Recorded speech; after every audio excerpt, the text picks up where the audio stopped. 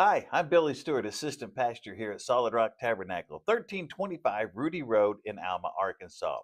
On behalf of Senior Pastors Harold Lee and Debbie Gilmore and the entire congregation of Solid Rock Tabernacle, I would like to welcome you to the broadcast and extend this personal invitation to you to come be with us in one of our exciting spirit filled services. Our Sunday school begins at 9 a.m., morning worship is at 10 a.m., and Sunday evening worship is at 6 p.m. We also have an exciting Wednesday evening Bible study at 7 p.m., where we are taking a journey through the Bible, book by book, chapter by chapter, and verse by verse. I think you'll enjoy it. Join us, won't you? 1325 Rudy Road in Alma. We're church the way it should be, and we'll save a seat for you. Now, let's join our service already in progress.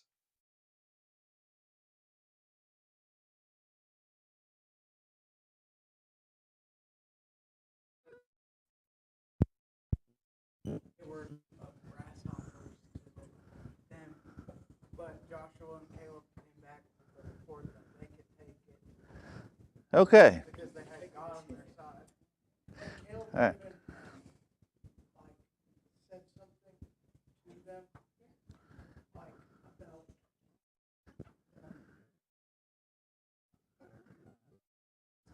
Okay.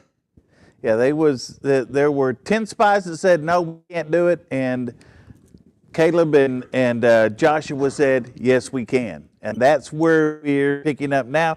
We're not going to get all the way through. There's a lot of stuff involved in it, so we won't get through all of chapter 14 tonight, but we'll pick up where we left off next week, of course. Let's look at Numbers chapter 14, verse number 1. It says, "And all the congregation lifted up their voice and wept that night." So the tribes of Israel have been confronted with two reports regarding the promised land.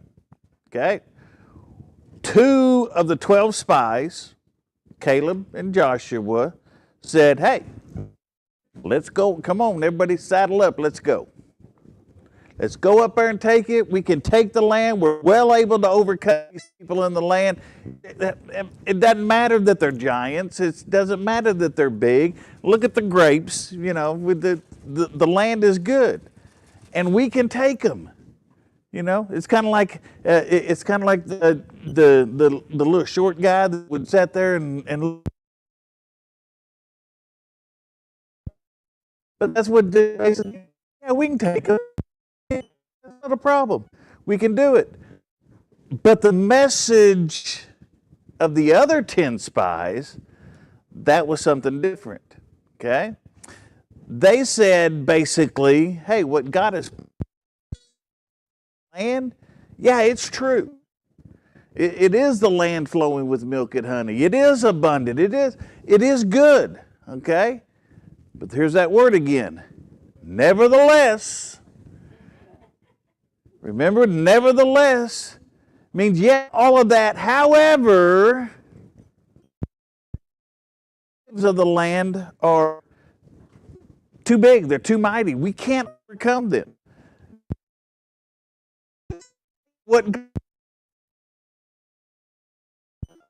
We can take the land. These spies are going, no, we can't do it. No, we can't. So the 12 spies were sent as representative of the 12 tribes. There was one person from each of the 12 tribes. So in this way, they truly represent Israel. All right? But the lack of faith of most of the spies among most of Israel. So this was not just the lack of faith with the 12 spies, it was the lack of faith through all of Israel, through most of Israel. And they wept because all of Canaan seemed like it was a strong and an unconquerable fortress. And they completely forgot that God had defeated Egypt. Right? He defeated Egypt to free them from slavery. Yes. Sounds like they just gave up and started to cry. Yeah, they just gave up and started to whine, They started to cry.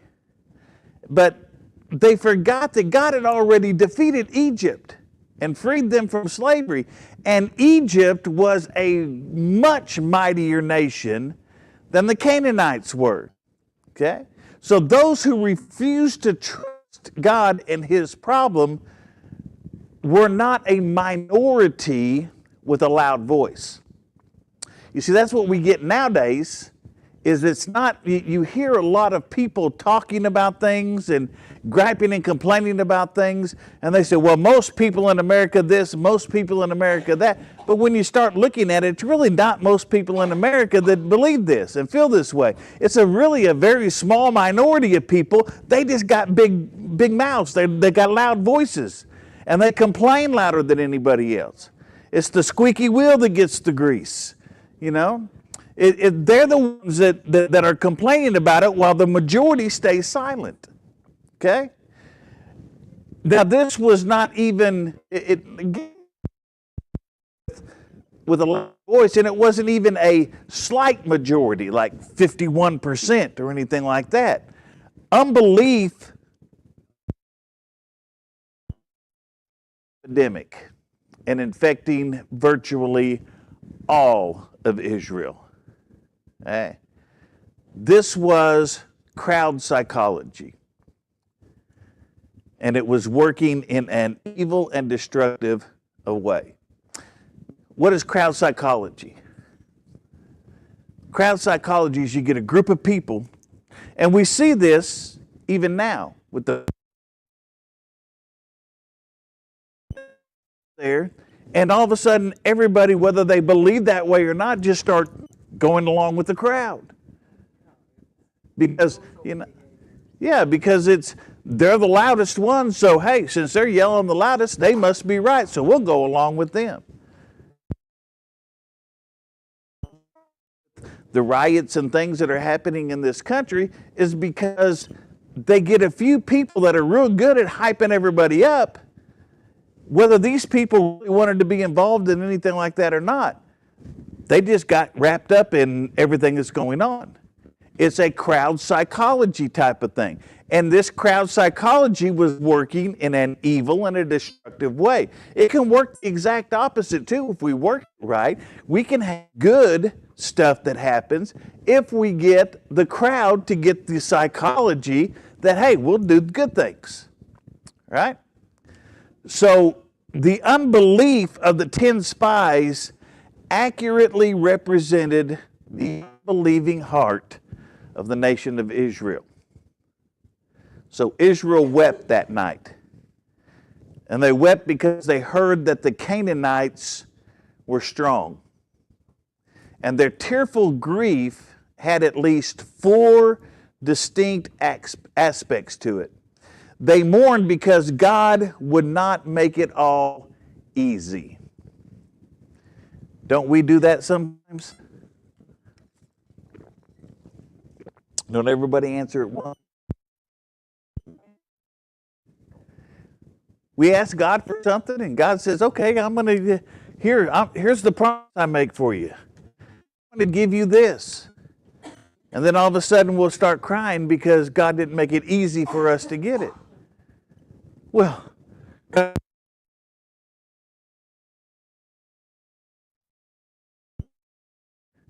didn't tell me I was going to have to work for it or anything.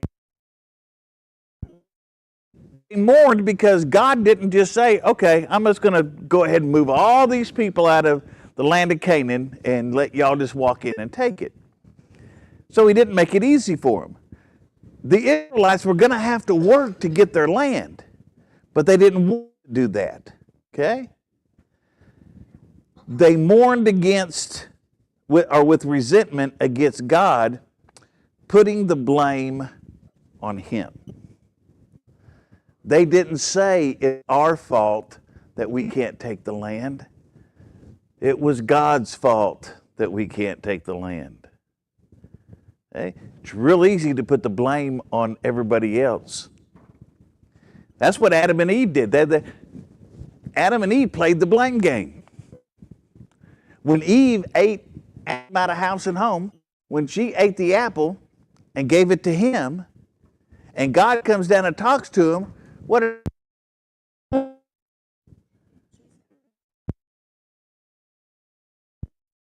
Basically, God or Adam was blaming God. Look, it was the woman that you gave me, God. You're the one that gave me the woman that caused me to do this, so basically it's your fault. Okay? Then when he talked to the woman, well, it was the devil, it was the serpent that made me do it. It was always a blame game on there. So they started to blame God. The children of Israel blamed God because he didn't make it easy for them. Okay? They in to the feeling of unbelief and fear. 10 naysayers came back and said, we can't do it. Man, these guys are too big. We're like, think about it, they said, we're like grasshoppers in their sight. Now think about us standing there and a grasshopper down there. That's what they're saying. Now it obviously wasn't that way, but a bit of an exaggeration, but that's what they were saying. And the people were like, oh, we're afraid. Yet Joshua and Caleb were going, man, I don't know what y'all were seeing, but that ain't what we saw. We saw what we can take it. Okay? So they gave into that fear and unbelief. And they mourned over a loss. They lost the promised land.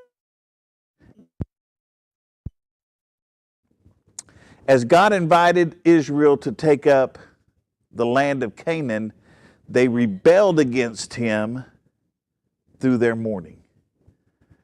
Because they started griping, complaining, and whining and crying, they lost the land. They were rebelling against God because they did that. Unbelief made them think that God's good for them, the gift of the promised land, was and this shows the great tragedy. Now remember, they are less than 2 years out of Egypt right now. It isn't like they've been out in the wilderness for 10, 20, 30 years. They've been out of Egypt for 2 years, less than 2 years. Okay? And now Israel is standing on the threshold of the promised land. They're right there, ready to take it. Yeah. And yet unbelief prevented this otherwise prepared people, because God had prepared them to take the promised land. But their fear and unbelief prevented them from receiving God's promise. Does that happen to us sometimes as well? Belief cause us to miss out what God has for us. You know, God's promises are yes and amen. If God says it, that settles it. It's going to happen. There's an old saying that says, there used to be a bumper sticker, and an old saying that says, God said it, I believe it, that settles it. And I think they need to change that. God said it, that settles it, whether I believe it or not. Doesn't matter. Okay? But these people didn't want to accept that. And because of their unbelief, they didn't get to receive what God had for them. All right. Verses 2 to 3, the first part of verse 3. And all the children of Israel murmured against Moses and against Aaron, and the whole congregation said unto them, would God that we have died in the land of Egypt, or would God we had died in this wilderness? And wherefore hath the Lord brought us unto this land to fall by the sword, that our wives and our children should be a prey? So they started murmuring, they started complaining, but their complaining right now is directed at Moses and Aaron. But since these were God's chosen leaders, they were really murmuring against the Lord, not against Moses and Aaron. Here, the goal of Moses and Aaron was to lead the people to the promised land. And that was, so their complaint was against the Lord, even if they wanted to hide the complaint against Moses and Aaron. They come right out and say, yeah, we're complaining against God. So instead, they started complaining against Moses and Aaron and said, that's what the problem is, okay? And there probably were some people in Israel who claimed that they truly trusted God.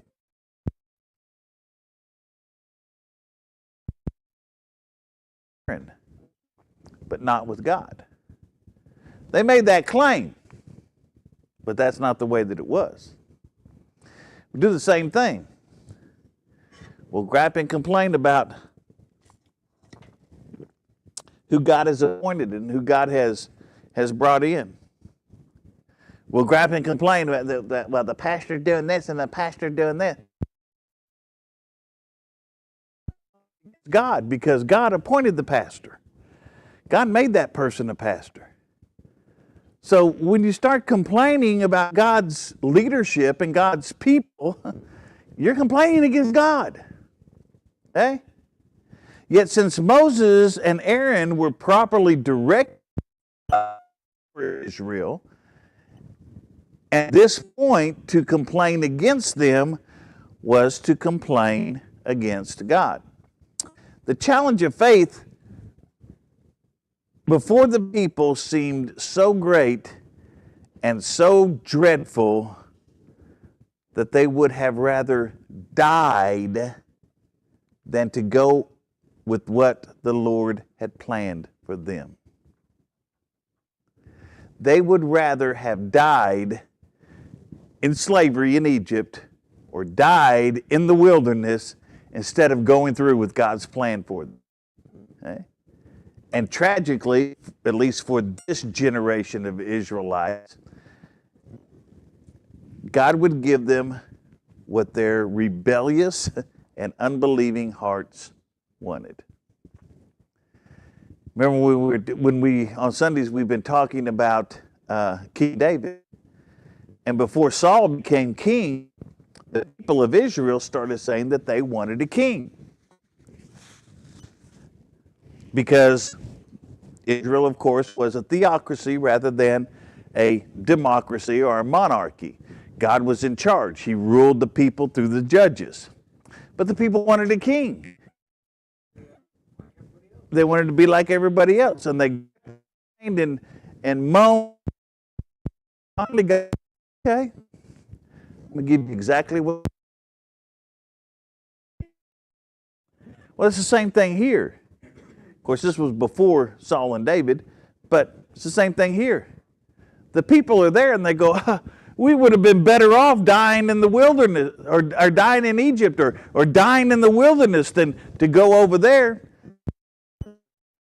I'm going to give you exactly what you want. I'm going to give this generation exactly what unbelieving hearts want, and that is to die in the wilderness. I'm going to let you die in the wilderness. Never make it into the promised land. Okay? It says, and wherefore hath the Lord brought us unto this land to fall by the sword? Here, they sin. That's what they're doing. They are accusing God of sin.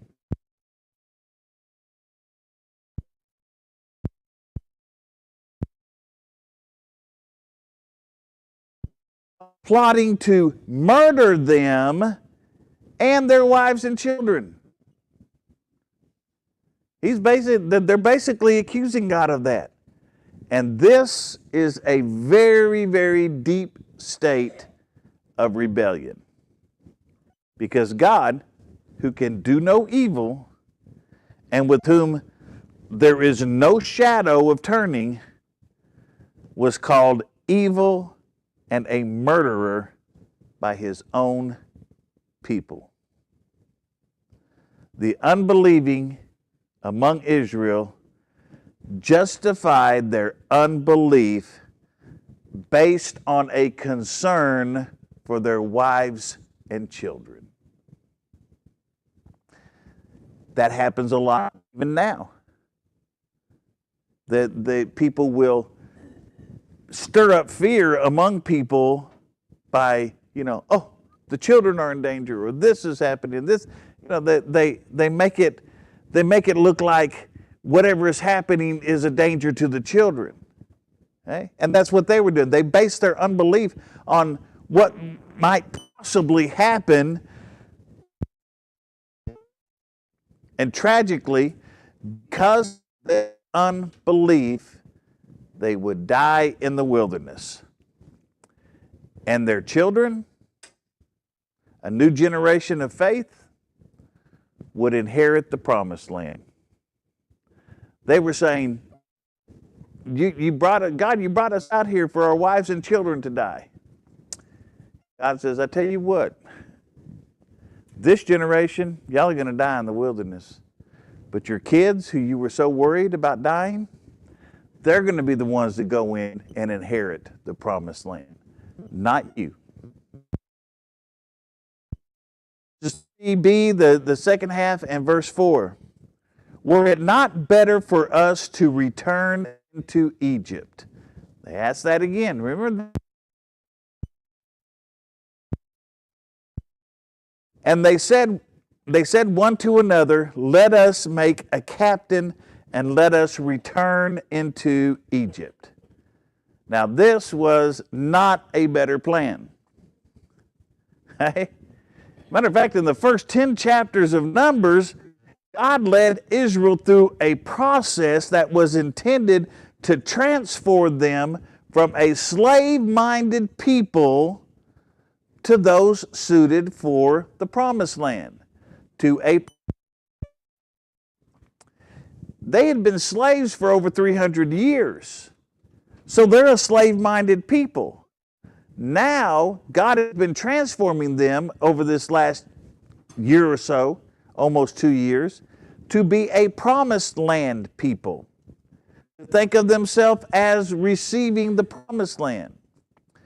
But here, they completely revert to what could be called a slave mentality. Okay? They profess to prefer their Egyptian slavery over the walk of faith God intended. Yes.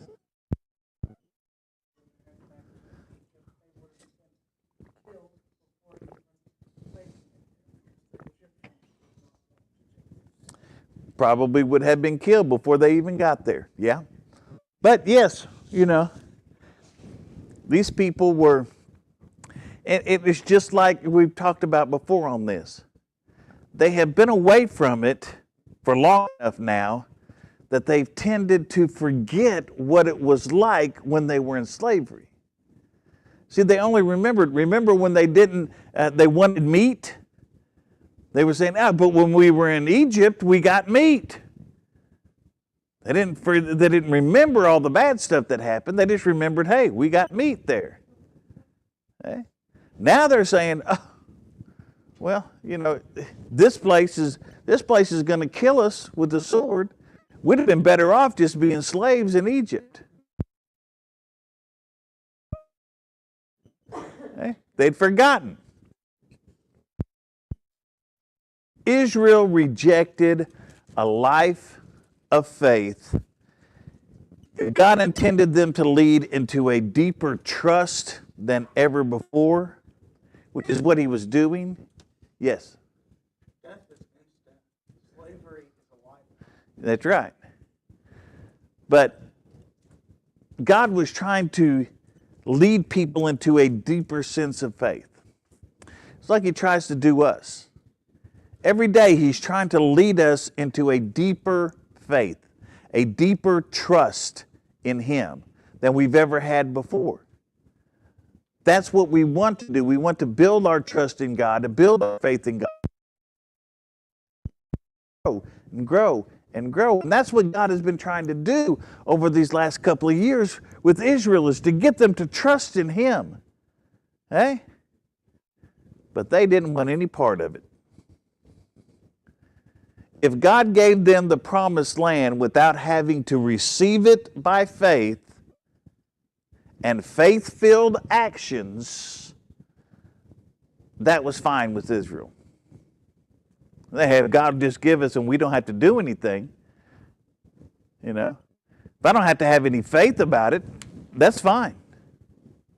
But you want me to have faith? You know, that's the same thing. That's what we do. Okay?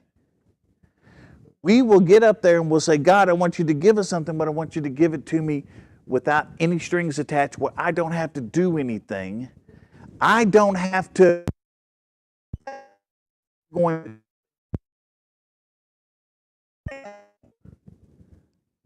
when God's saying, well, you know, you may have to wait a while. No, I don't want to wait a while. I want it right now. I want it this second. God doesn't it's not going to give us everything that we ask for right when we ask for it. Our faith is built when we believe that it's going to come, that it's going to happen, even though we're having to wait for it. All right? But just like we are sometimes, Israel, they didn't want the walk of faith. Okay? Yes.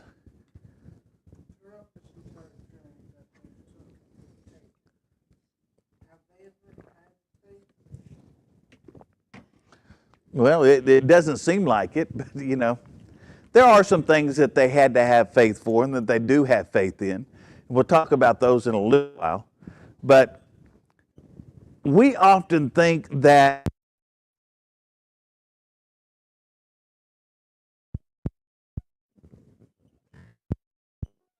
it happen, and you think, oh, that builds faith. If we saw somebody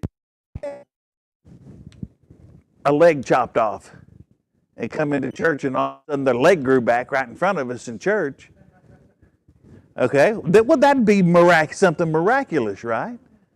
And we would think that, oh, well, that would build our faith completely.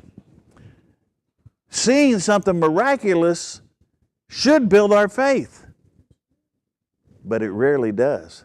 Yes? I feel like sometimes when God sustains me through some of the hardest times, is when it That's right. It's when you're having to rely on him through the bad times, that's when the faith comes in. Eh? In the 2 years previous to Numbers 14, the people of Israel experienced several dramatic miracles during that time. They had the daily miracle of manna every day. They had manna come to them. God was feeding them every single day. Okay? They had the miraculous presence of God in the pillar of cloud and fire with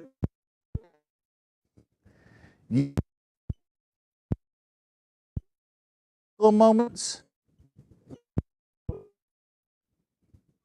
Utterly failed.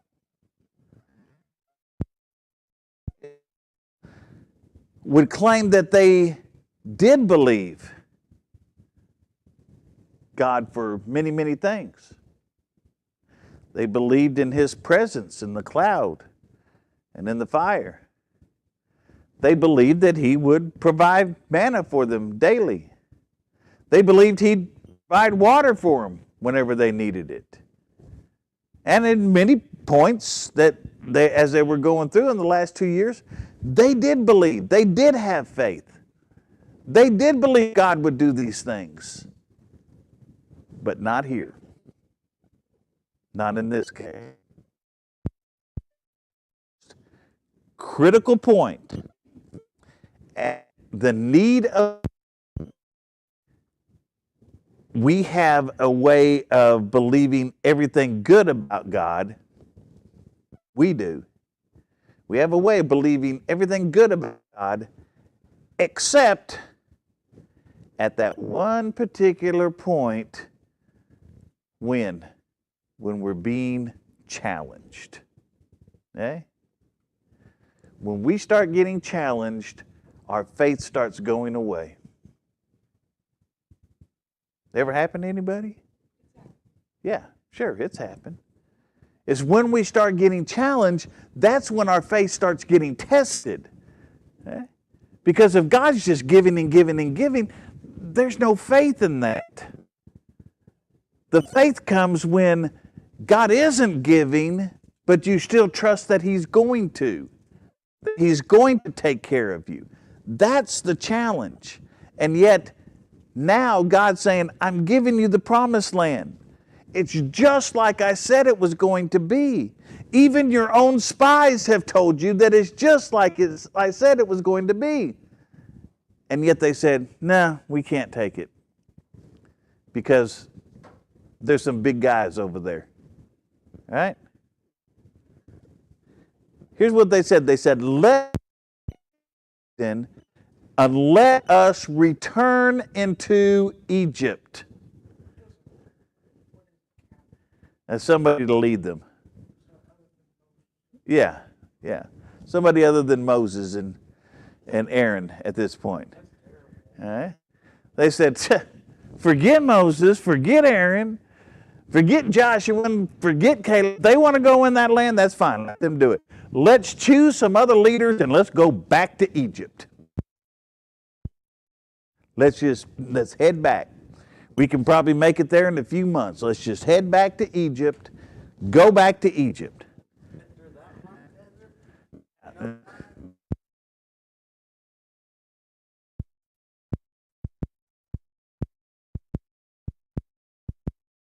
Exactly. Okay? This was by them saying, let us choose another leader and go back to Egypt. This is nothing but pure rebellion. That's all it is. They are rebelling against God. God's telling them to do something and you go, nope, I'm not going to do it. We act like a bunch of spoiled little kids sometimes, just like they were doing it then, and we do the same thing. Hey? Mama tells kid to do something, and the kid goes, I ain't doing that. You know? Yes.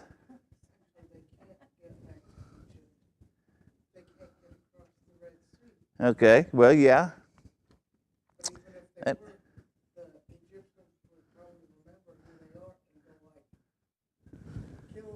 Yeah, get them out of here. Okay? But what they were doing, this was pure rebellion against God. We do that too. God tells us to do something, we know we're not going to do it. Little kids will do that and say, hey, mom and dad said to do something? No, I'm not going to do it. I'm not going to do it just because mom and dad said to do it. Hey? That's when you start using reverse psychology, you know?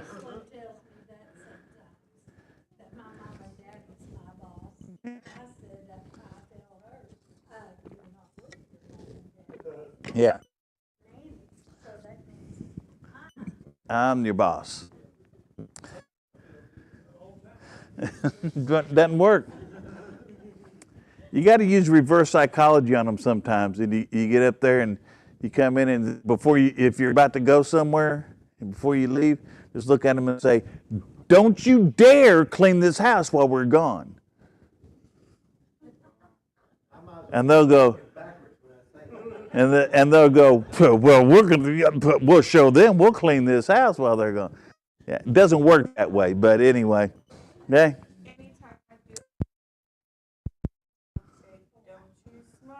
Don't you smile. Yeah, don't smile.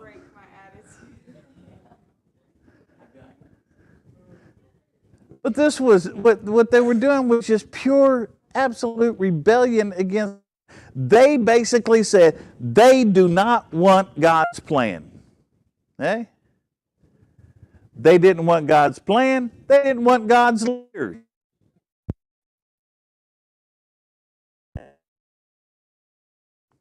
Okay? Israel believed that they knew better than God. And we go, man, that's crazy. Why would they believe that? But think about it. We do that too. You know, God, I want this. This is what I need. And now, God, here's how you need to do it. Which we're basically saying, God, we know better how to do this than you do. Yeah? And that's what they were doing. Okay, verses 5 to 9. Before all the assembly of the congregation of the children of Israel. And Joshua the son of Nun, and Caleb the son of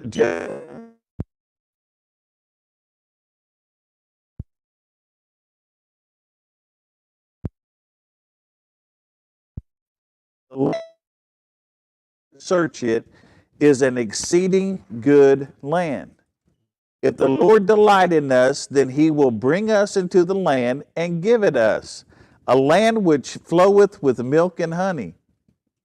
Only rebel not ye against the Lord, neither fear ye the people of the land, for they are bread for us. Their defense is departed from them, and the Lord is with us. Fear them not. Now, Moses and Aaron, they were older, and they were wiser. And therefore, they knew how bad they could see it. So what they did is they simply bowed down in prayer. They laid.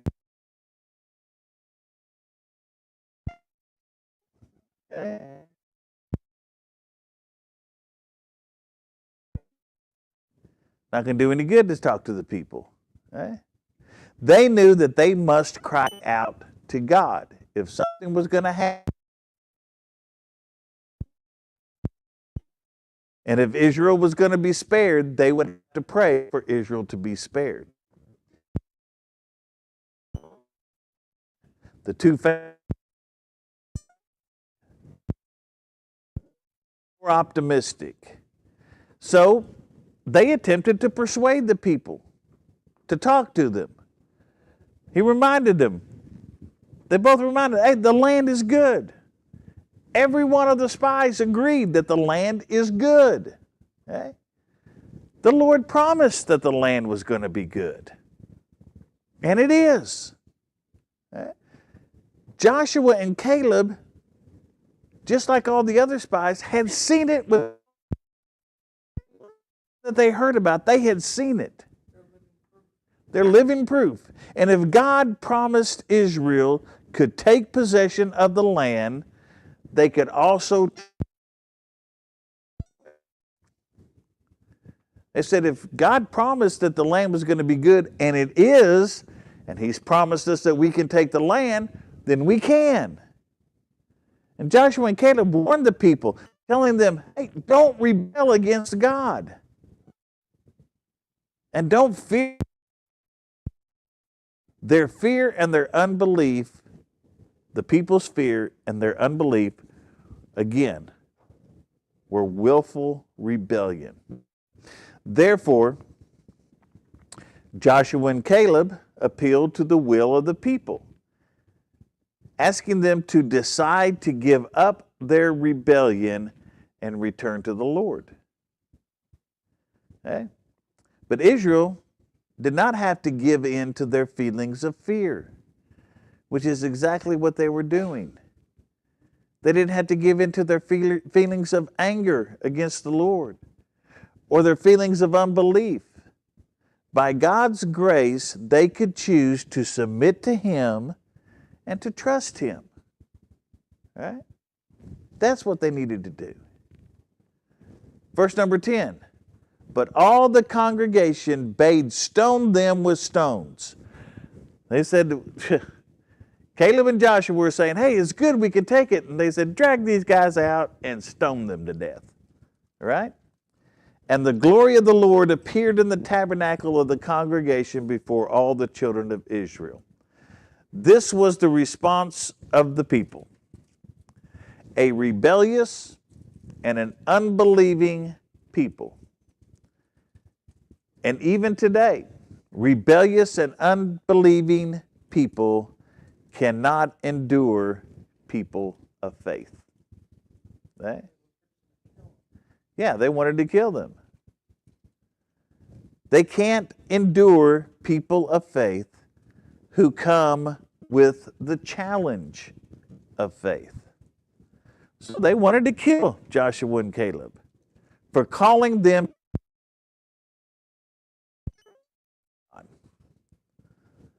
Those who live in rebellion and unbelief often find those who live in faith and submission to God to be aggravating and disturbing.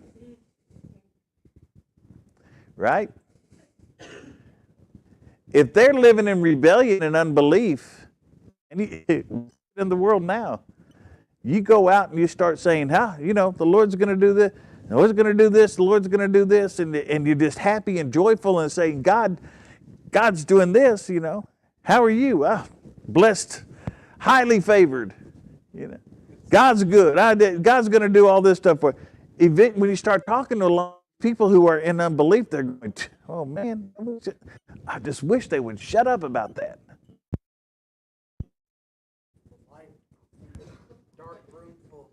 Yeah, they just won't believe it. These people aggravating and disturbing to them. This is especially true of those who live by faith. If you try to correct or guide the rebellious and unbelieving, people will get mad.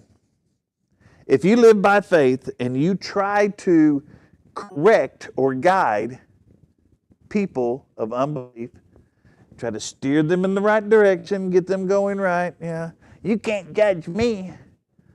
Only God can judge me. That's right, only God can judge you, but I'm just telling you what the judgment is. All right? Because it's right there. It's already written down.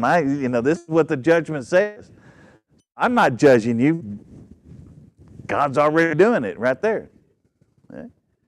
So if you try to correct them, really get mad at you. Okay? You're starting to... You can't say that to me. Well, yeah, I can, but doesn't necessarily mean you're going to listen to it, but I can say it. Right? Then the glory of the Lord appeared. This was the response of the Lord.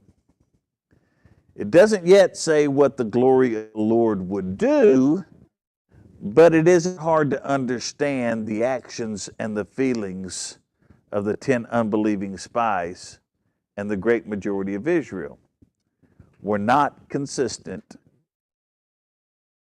with the Lord, right? Because the glory of the Lord couldn't, it's not consistent with that. Verses 11 and 12. And the Lord said unto Moses, how long will the people provoke me? This is God saying, how long are these guys going to keep running their mouth? And how long will it be ere they believe me for all the signs which I have shown among them? I will smite them with pestilence and disinherit them, and will make of thee a greater nation and mightier than they. Here, nation to Israel as a nation. God knew that they were past hearing him. They'd given up on hearing him. So, God spoke to Moses directly. Okay? God had only done good things for Israel. They may not see it that way, but he had only done good things for them, and had demonstrated his loving strength toward them countless times. Yet Israel's rejection of God made no sense whatsoever. So it was right. How long are these ungrateful yahoos going to keep running their mouth like this? How long, that's like how long am I going to have to put up with this?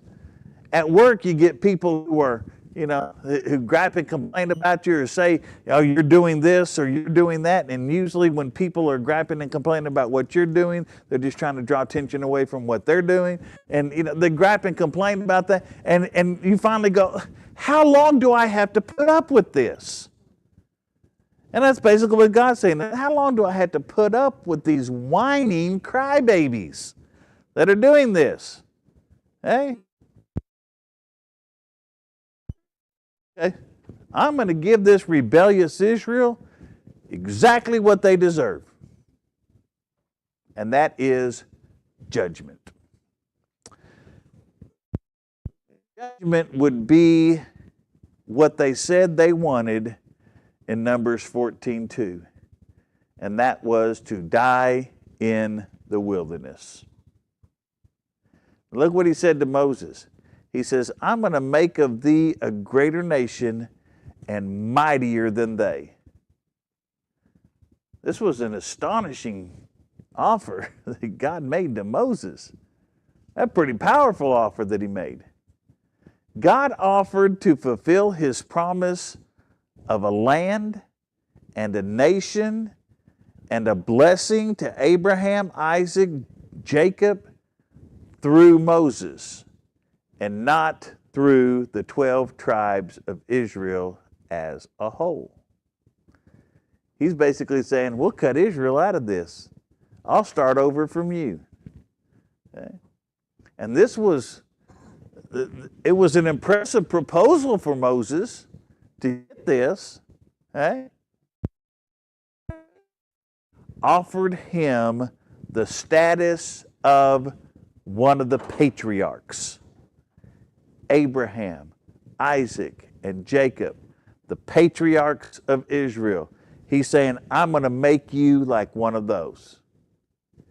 He says, you will become the new father of Israel in the same way that Abraham, Isaac, and Jacob were.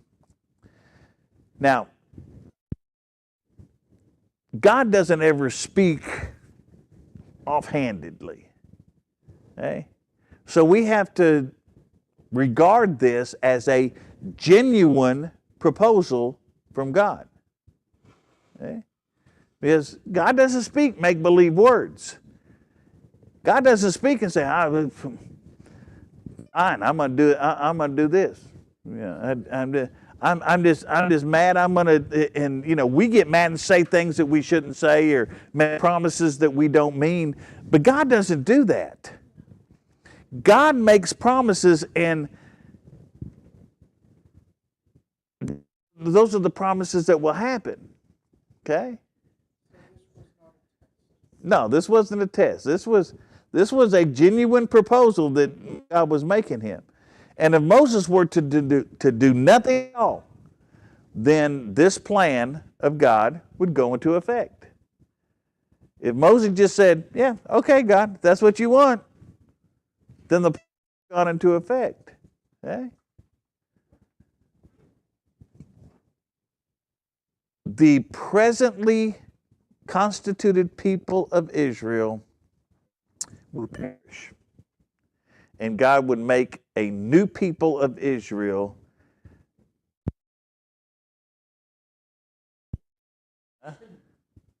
God even promised that this new nation that he would build through Moses would be greater and mightier than the present one that they had. So he was making some big promises to Moses. The Lord, verses 13 to 16.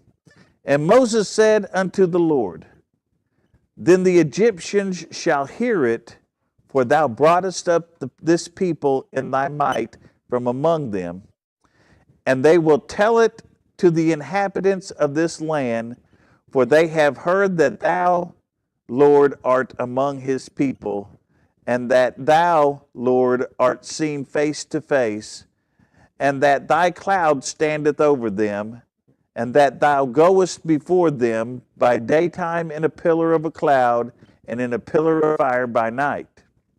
Now if thou shalt kill all this people as one man, then the nations which have heard the fame of thee will speak, saying, the Lord was not able to bring this people into the land which he sware unto them, therefore he has slain them in the wilderness. So it seems like Moses didn't even consider.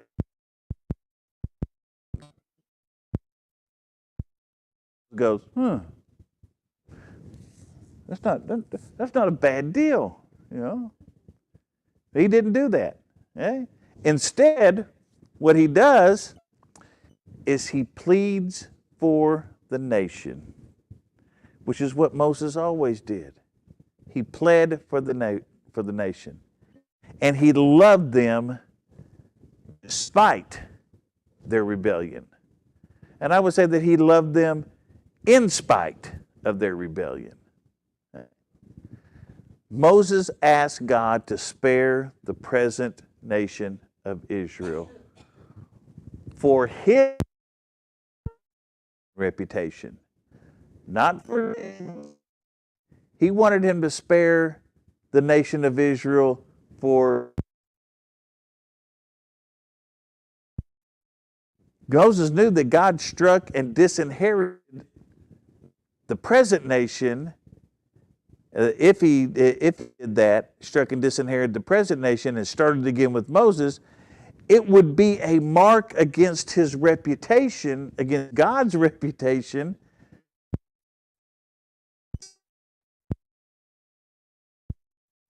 The pagan nations would basically say, hey, the sin and the rebellion of man were greater than the power and.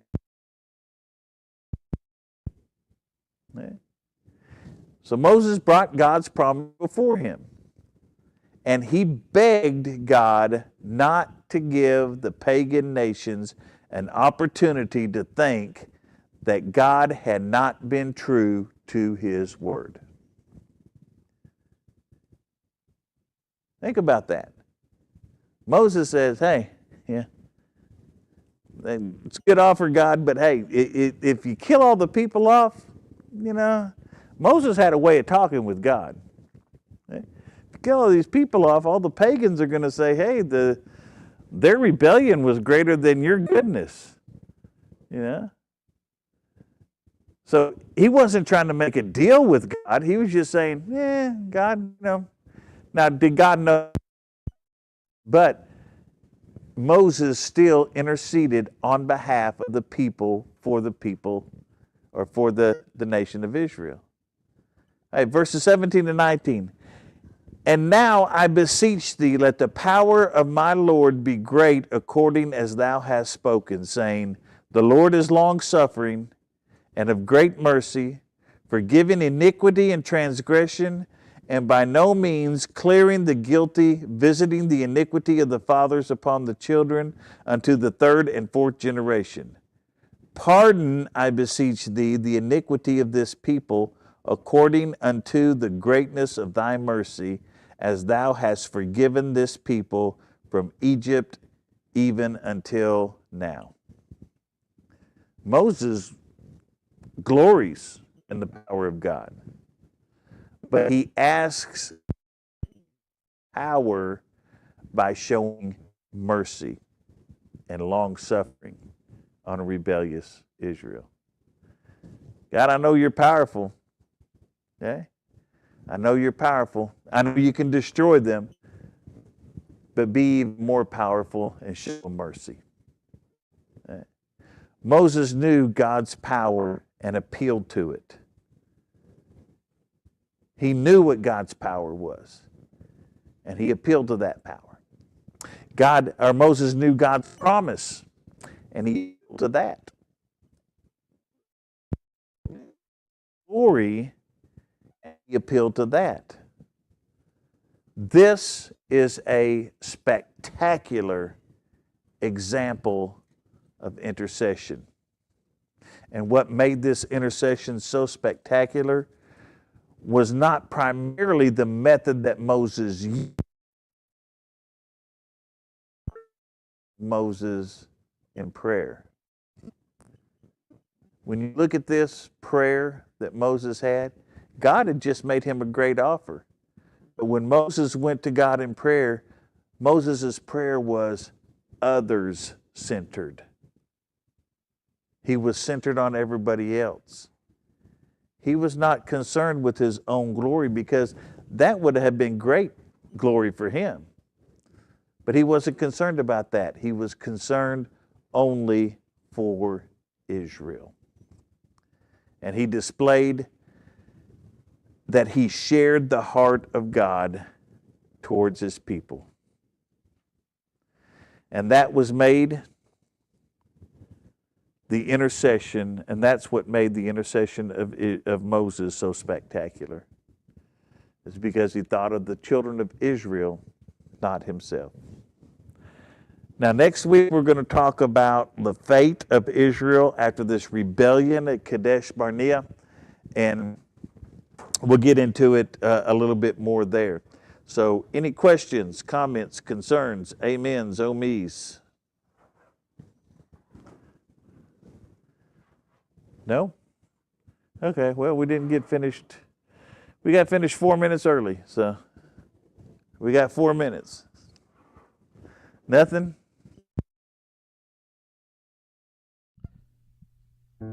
Thank you for joining us today. We pray you were blessed by the broadcast. If you have a prayer request or questions about Solid Rock Tabernacle, please visit our website at www.solidrocktabernacle.org. That's www.solidrocktabernacle.org. On behalf of the pastors and congregation here at Solid Rock Tabernacle, we pray you have a blessed week, and we invite you to join us in person or on one of our future broadcasts.